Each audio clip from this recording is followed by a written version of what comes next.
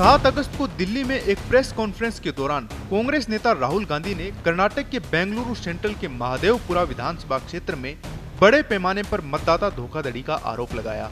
उन्होंने दावा किया कि हजारों फर्जी और डुप्लीकेट वोट शामिल किए गए थे और कई योग्य मतदाताओं के नाम वोटर लिस्ट से हटा दिए गए थे। इस प्रेस कॉन्फ्रेंस में उन्होंने एक दस्तावेज भी दिखाया जिसमें शकुन रानी नाम की एक महिला द्वारा 2 बार वोट डालने का दावा किया। उन्होंने कहा कि ये दस्तावेज चुनाव आयोग के रिकॉर्ड से हैं, जिसमें पोलिंग बूथ अफसर ने 2 टिक मार्क लगाए गए हैं, जो कथित रूप से 2 बार मतदान का सबूत है। इस दावे के बाद कर्नाटक के मुख्य निर्वाचन अधिकारी ने राहुल गांधी को नोटिस भेजा।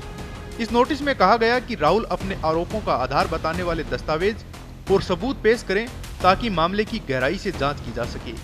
सीईओ के मुताबिक शुरुआती जांच में शकुन रानी ने साफ तौर पर कहा कि उन्होंने केवल 1 बार ही मतदान किया था।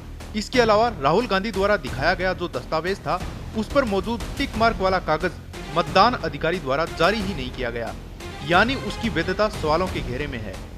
चुनाव आयोग की ओर से ये भी कहा गया कि यदि किसी को चुनाव प्रक्रिया पर आपत्ति है तो उसका निवारण केवल चुनाव याचिका के जरिए उच्च न्यायालय में ही हो सकता है। इसके साथ ही राहुल गांधी से जवाब मांगा गया कि यदि वे किसी मतदाता पर 2 बार वोट डालने का आरोप लगा रहे हैं तो उन्हें निर्वाचन नियमों के तहत शपथ पत्र देकर उन नामों की पूरी जानकारी देनी होगी। बता दें कि राहुल गांधी ने यह भी आरोप लगाया है कि महादेवपुरा विधानसभा क्षेत्र में लगभग 1 लाख से ज्यादा वोट चुराए गए थे। इनमें करीब 11,995 डुप्लीकेट वोटर, 40,900 फर्जी पते वाले वोटर, 10,452 ऐसे लोग जो एक ही पते पर दर्ज हैं, 4,132 मतदाताओं की अवैध फोटो और 33,692 फॉर्म 6 के दुरुपयोग की घटनाएं शामिल हैं। इसको लेकर कर्नाटक चुनाव आयोग ने जवाब में कहा कि मतदाता सूचियां पूरी पारदर्शिता के साथ तैयार की जाती हैं।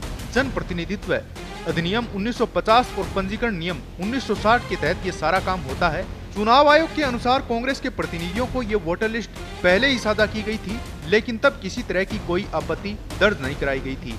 अब देखना होगा कि क्या राहुल गांधी अपने दावों को लेकर सबूत पेश करते हैं और क्या ये मामला किसी बड़ी जांच या कानूनी कार्रवाई की दिशा में बढ़ता है या नहीं।